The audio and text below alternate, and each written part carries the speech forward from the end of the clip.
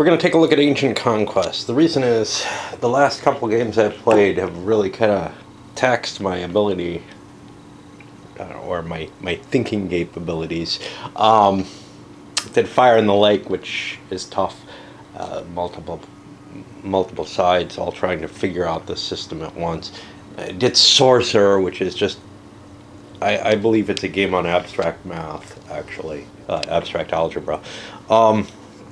And a little earlier, German Railways, which had some, like Fire in the Lake, I had some difficulty keeping track of everything. Okay, so let's try something simpler, because I have something else on the burner right now that I was planning on doing. The Republic of Carthage, maybe with the Republic of Rome combined, although I already did that before. But this, although I haven't played it before, looks like a much more simple and straightforward little multiplayer romp. It shares some aspects with the Britannia series. I'm not sure what year this came out. I know this came out early. This is the Decision Games, Excalibur Games version. Excalibur tends to pick up really high-priced eBay sales games. So they picked up the Ironclad series, the Wings series, the Wings game. I'm trying to think of what else. I don't think I have anything else of theirs that would command huge prices on eBay, figuring, hey, if people are willing to pay that much, they'll probably pay well. Well, this was an older game, I think from the 70s, mid-70s if I'm correct, but maybe I'm completely mistaken on it. They don't give the copyright information of the original game in this booklet at all. And it had a popular little following. Like I said, it's kind of like Britannia in terms that you're going to be playing, if it's a 4-player game at base, you're going to be playing one of 4 colors, which have different aligned groups. You have player aid card, each with a picture on the back, which presents you with how many victory points you get for doing specific actions during the game with each of the different kingdoms that you have. However, it's not Britannia. For one thing, most of the countries, if you take a quick look at the groups, well, they come in at different times. Okay, I was mistaken about that. But it's not Britannia because it uses a hex grid. It has some combat results charts. So as it's like taking the Britannia system and saying, hey, let's make this, a little bit more detailed, a little bit more whatever. And okay. Since there isn't a Britannia that I know of set in this area, let's give this one a shot, right? Okay. So most of the units are going to have a combat factor movement allowance. That's pretty standard for wargaming type stuff. And you've got an icon which kind of indicates the type of unit. You've got some special singular units which we'll hit as we go to them. Some of them are gods. Some of them, like Goliath and David, are sort of heroes. And other such markers that take place. You have a good deal of differentiation of units, unlike a Britannia type game. Here you can see I usually have one country per space in the tray. So you can see most countries have a few different types of units. I don't know if you can read that. I can't, but my eyes are pretty bad. At the beginning of each turn, you're going to place pieces. There are none at the set up on the board at the beginning. Which groups have arriving pieces is marked here. And basically, you're going to probably be placing, I think, their whole force. Where do you put it? Well, they don't tell you that here, but they tell you that here. Start within 3 hexes of Nineveh. And the big thing is you're going to then have to pay attention to what you have to do and try to achieve those goals before the end of the game, or before you get wiped out with that group. For stacking, in general, you're allowed to stack 1 unit. If it's a foot unit, you're allowed to add a missile unit to it, and that could be 2 missile units together. Miscellaneous pieces, war machines, people, personalities, those all don't count. However, there are cities with little red dots on them, and those are important fortified cities. Hey, Jerusalem's not. I don't know. This looks really weird. I'm not quite sure what this is supposed to mean like this. Because we have a couple of red dots with nothing on them. I think Jerusalem's supposed to have a red dot, and it's supposed to be in this hex, as opposed to on the river itself. That would be my feeling, but we may have some issues with the map itself. They do talk about, there are some cities that don't have a red dot. I don't think everything with a red dot is a red dot city. Unfortunately, those red dots aren't all explained, so that's kind of tough. I mean, Jerusalem had pretty big walls at one point, and wow, things like Tyre not having a dot. What? Oh boy. Yeah, I don't know. I don't know what this is up to.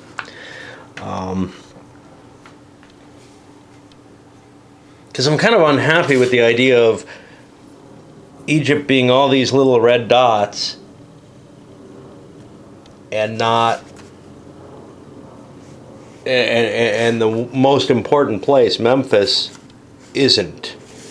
So I'm beginning to suspect that they changed the map graphics without changing the rules.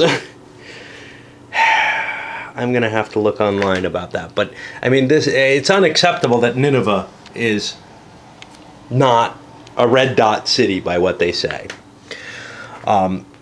So those cities that have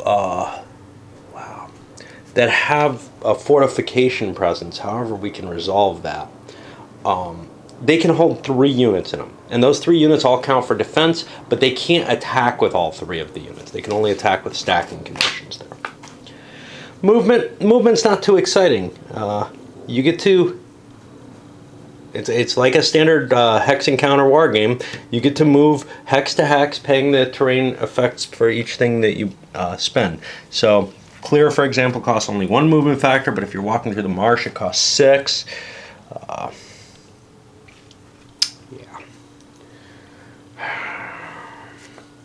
Not surprised that Excalibur, well, usually theirs are pretty decent. It's decision games that's crappy, even though they sell together. But this may have been done in the decision games era under the Excalibur label, in which case it would make perfect sense that they fucked something up completely. Okay. So rivers are going to cost movement to cross. This is hard to judge. Whenever games put rivers in the middle of the hex, it becomes tricky. So I think the rule here is if you're on one side of the river and you end up on the other side of the river, you have to pay the penalty for the river cost. But if you stop there or start there, you've got enough time to figure your way to get through the hex or whatever. You don't have to worry about headwaters, so I can move through this 1, 2, right? I don't have to worry about that. Okay. Combat. After you move your pieces, you have the option to attack. There's no requirement. There's no zones of control or anything like that. You can't enter an enemy space, but you have to declare all the attacks that you're going to make with any single people, country, whatever, before you start rolling the dice. And once it's determined that an attack takes place, you use the combat strength factors of the units. You're going to figure out a simple odds ratio. For example, if I have 2 strength points and you have 1, I'll be on the 2-to-1 table. If I have 3 strength points and you have 2, I'll be on the 1-to-1 table because it's rounded down. There are some terrain effects on combat which are listed here. So for example, defenders could be doubled. In some cases, the attackers halved when attacking from a river hex to a non-river hex, I believe. I may have to look that up. Okay. And it's only if the attacker's only on river hexes.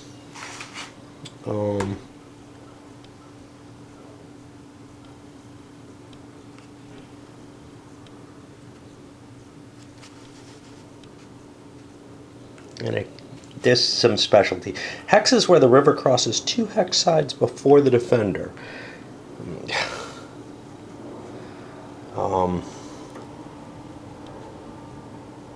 I'm not quite sure what they're trying to express there, but I think it's basically if you're on the river hex and your opponent's not, you're going to get the bonus there.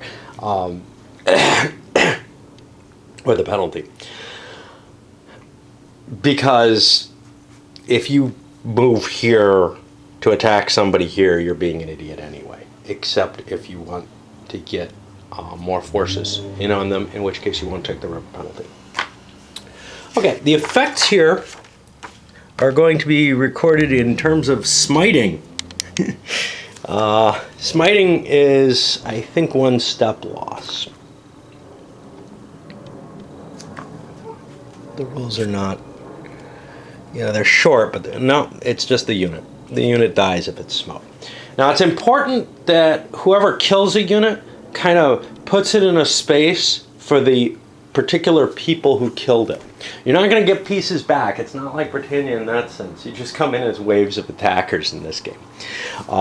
But some people need to butcher like sheep 6 factors of Egyptians and occupy Memphis. Well, you have to make sure that you've killed 6 factors of Egyptians in order to get that effect. All right.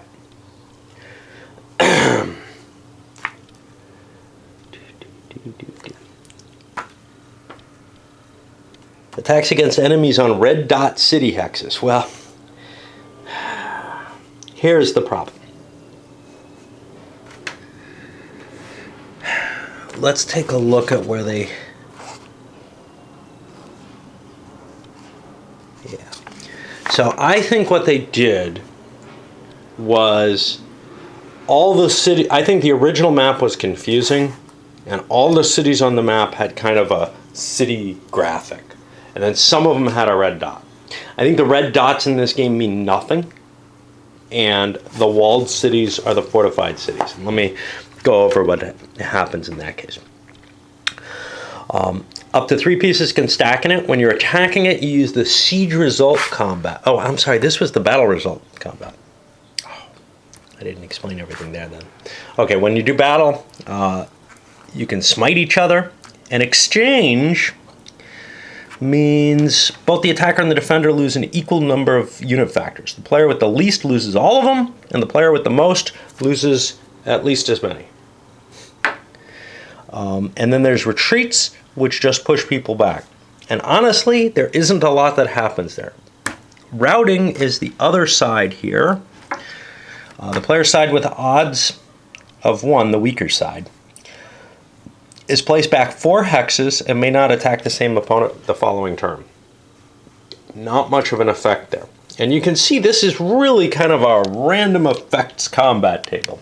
It can also give you an omen, I think.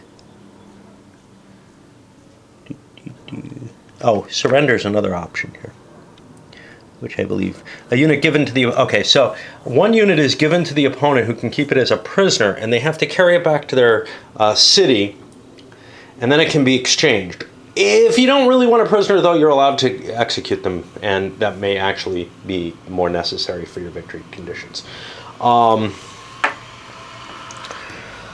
So let's see. Draw omen. You roll on a table to see what happens. And most of them are just little rhymes that don't mean a thing, except for 6, which is a plague, and it's a bad omen. You roll the die twice and add the total, and you lose that many combat factors. And that affects the attacker, I guess. I don't know. Somewhere they've got a description of omens.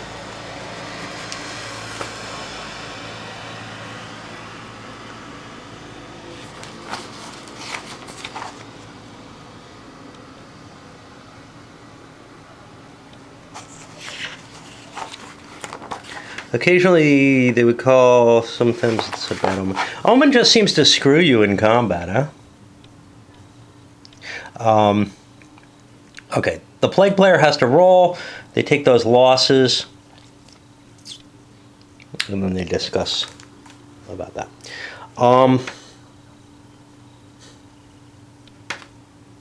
Yeah, I didn't really look at the combat chart. I read the rules. They all made sense. I wasn't expecting something quite that goofy to show up here.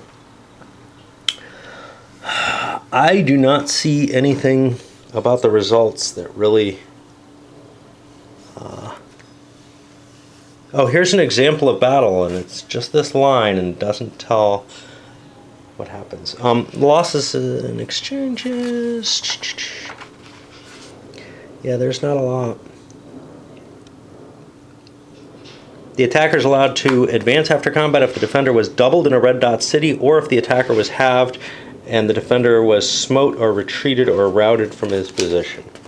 Oh, remember, you're only attacking one unit, so smiting the unit is pretty much the best you can hope for. Okay.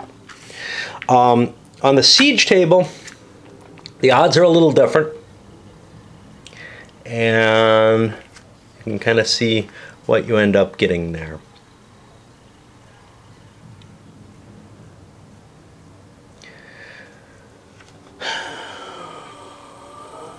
If you refuse to surrender, you're executed automatically. Alright, let's keep looking here. When attacking, use the siege results. Units exceeding the normal stack can't attack out of it. In a diplomatic agreement, places from 2 groups may stack together in a red dot city. i.e. Hittite can join in the defense of Kadesh. So the groups end their friendship in combat occurs in the city. Use the normal battle resolution chart to fight that out if it just happens in the middle of that. There's an optional rule where each of these major fortresses is valued at a victory point for holding them. I don't know whether or not to play that. It would definitely affect the game significantly. I kind of want to try what the initial intention was. If you're trying to hold territory, that may... I don't know if that'll make it better or worse, to tell you the truth, from what I can see of the game. Other cities, well... they don't indicate any of those other cities, and I think those are the red dots, you know, on this map, regardless of the rolls. War machines. Okay, if you attack a fortress with a war machine, and they can move along on their own or with foot or missile troops, they increase the odds by 1 column. They cannot be eliminated, but they can be captured. If an unprotected war machine has an enemy piece placed on it, if the capturing piece has any movement factors remaining when it reaches the war machine, it can carry it along with it. This means if you attack somebody who has a war machine, you won't probably get it unless they're sitting in good terrain, because you can't advance, so it'll have a chance to run away. However you want to look at that. But if we look at a war machine, and there aren't many in the game, the Hittites have one, you'll see that they don't have a movement allowance of their own. So if you attack somebody who has one on your next turn, you can walk in and take it. The objectives are pretty simple. We took a peek at these. Subdue the strange land of Judah and smite 6 factors or more. Well, I think the subdue the strange land of Judah means nothing, but the smite 6 factors does. And you have to kind of try to figure out what is meant as part of the rules and what is just flavor text in this. The game goes 15 turns. They say it'll take 5 to 6 hours. At the end of the game, each player verifies his objectives. And okay, so one thing they suggest is to kind of mark each of these. I think crayon is going to work on this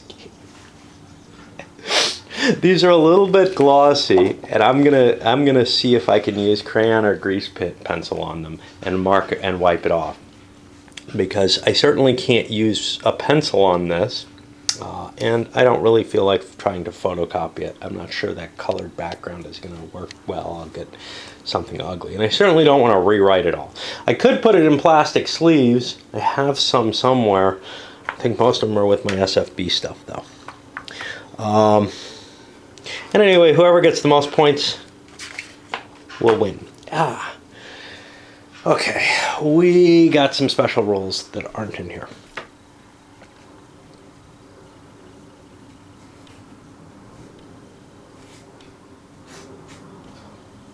You can have all your units wiped out off the board and still win the game. Countries score their points for what they do, you can't take them away. Okay, each player group has a god counter that goes in a particular red dot city that doesn't have a red dot, and may only move when carried by enemy foot units. Usually they're placed on the capital of the player possessing the token. They're captured when they fall to the enemy unit. At the end of the game, okay, so optional rule. At the end of the game, each god token can be assigned a value of 2 victory points, and the players possessing them may add them to their objective point total. Judah, Israel advocated monotheism, so they must destroy any god tokens captured by their pieces. No other group may destroy a god token, nor may other peoples in the group 3. Only Judah, Israel has the option, and I assume that gives them points no matter what. And that seems like...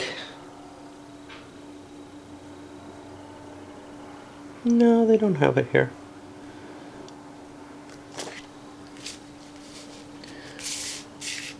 The Assyrians have anything with their god token? It's hard to read these. Like, they make it almost... Yeah, they have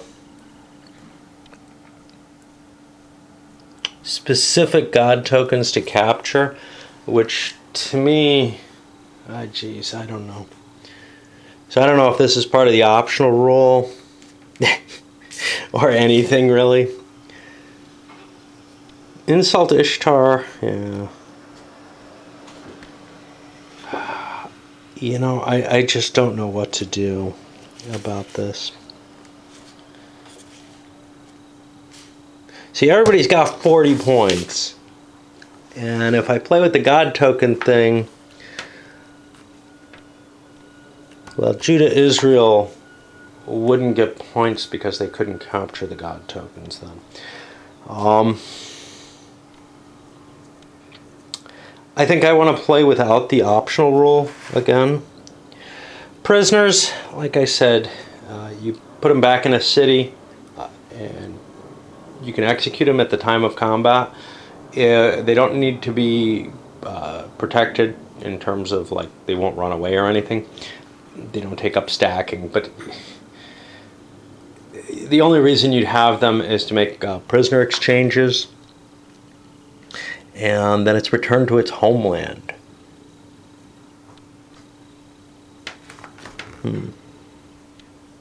They don't really discuss prisoner exchanges in the game, like how they work. They just, I think you release them and they leave as strong as they are, which could be dangerous.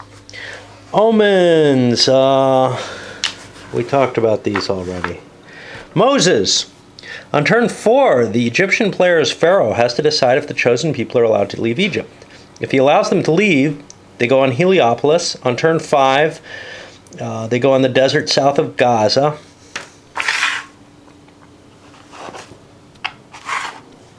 And on turn 6, they go on the Promised Land. I don't know what happens if the pharaoh does not allow them to leave.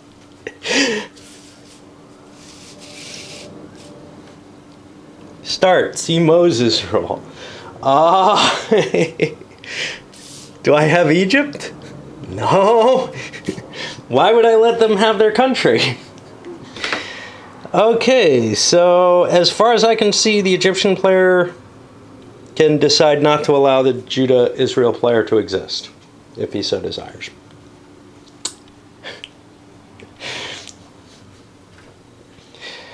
Sea people, mass migrations. The player with the Phrygians and Philistines, I want to say Palestinians, and it is, but it's one player here, has to choose either to land the Phrygians north of Sidon on turn 6, and the Philistines on Egypt's coast on turn 7, or the Phrygians within 3 hexes of Gordium, where the hell's coming in from the land on turn 7, and the Philistines in Palestine on turn 6.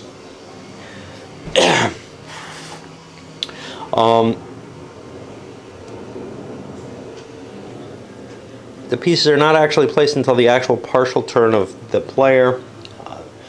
This is an exception to things showing up on the whole turn. So they're not going to be available to be knocked out until after they invade. Davy and Goliath. These pieces have a value of 1 factor each. They must challenge each other until one is eliminated. I don't know what that means. You know, do they have to run up to each other, or is it only if they're in battle that they have to challenge each other? They attack each other at 1-to-1 odds until one eliminates the other. If David smites Goliath, the Philistines may not attack Judah Israel for 5 turns. That's a lot of time. Nor may they occupy Jerusalem. If Goliath smites David, the Judah Israel pieces may not attack the Philistines for 3 turns, nor may they occupy Ascalon for 3. If there's an exchange, the 2 sides can hit each other. Okay, what about some of these options here? Horses may be considered half strength when attacking red dot cities and when defending red dot cities. I like that. Horses are doubled when attacking foot units on clear terrain if the horse unit is also on clear terrain. Yeah, let's play with that option. We haven't hit diplomacy yet, and I'm pretty sure it existed before this. So I should look for that. Nope, not seeing any. Okay. Well, now there are rules for it, damn it. Okay, I don't know where the diplomacy rules are other than the wife pieces. Because the diplomacy is actually a very interesting part of the game.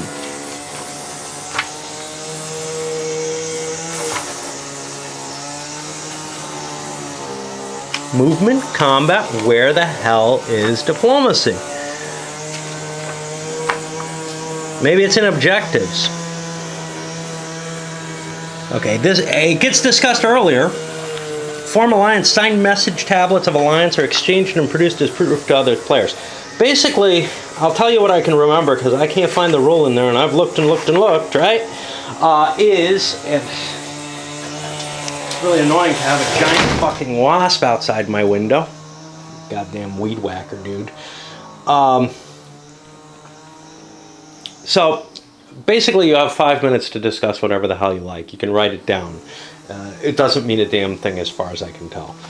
But if you write down that you're allied, well, maybe I'm wrong. Maybe you make alliances. I don't know. Here we go. It's in the explanation of the game.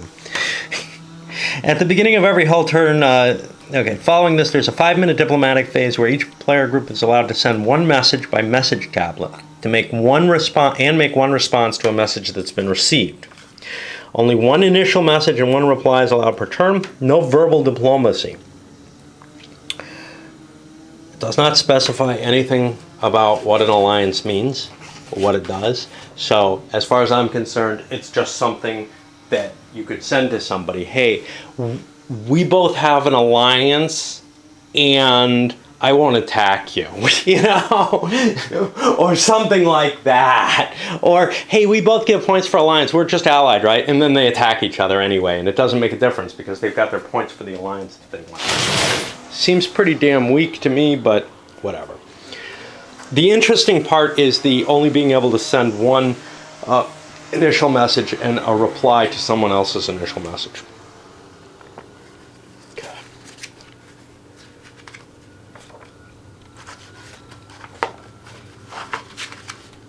So, for this, to cement a diplomatic agreement, a princess is sent to the monarch. The wife used for this purpose has to travel from the land they are into the other group players' capital city at a movement rate of 10 per turn. They have no combat factor, and basically they can be captured or eliminated. Well, and each group may use one wife counter per game for diplomatic efforts. Well, there's no indication of what happens if you don't have a wife, or if you want to make multiple diplomacy efforts, like if you've sent your wife off to do one. I think this just becomes too problematic to cope with, because you have to make up a whole bunch of rules to make it work, like much of the game.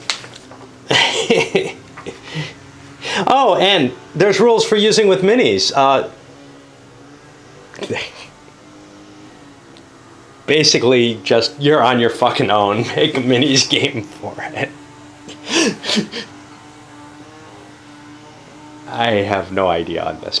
But okay, and I know there's an Ancient Battles or an Ancient Conquest expansion or something like that. I don't think that's included in this. Maybe it's stretched out more details to it. But you gotta kind of wonder what people really saw. You know, this is from an early period, and like things like Divine Right, you know, it may have just settled in people's minds as, oh, we had so much fun with that. I'd love to get a copy of that. Now that I'm, you know, working a real job and this, that, and the other, and a couple $100 doesn't mean much to me, I can buy it off eBay for that. And then the guy who runs Excalibur says, oh, this is always getting $250, and I can get the rights to print it. I bet you I can make some money off of it. And, well, probably failed with this. But we'll see. My suspicion is it's going to be a fair amount of fun, because, you know, those good memories are usually from a game that kind of has some coolness to it, even if it doesn't have a lot of rules and a lot of aspect. The free fluid thing, I had a lot of fun with something kind of similar to this, and I'm regretting picking this up, because I think that is just a superior game, which is Clash of Arms. Is where is it? King David, Campaigns of King David. That was a lot of fun. This is a broader period, more of that, you know, Britannia type feel, covering so many different eras. But not in enough historical detail to be worthwhile as any kind of study. So, you know, whatever.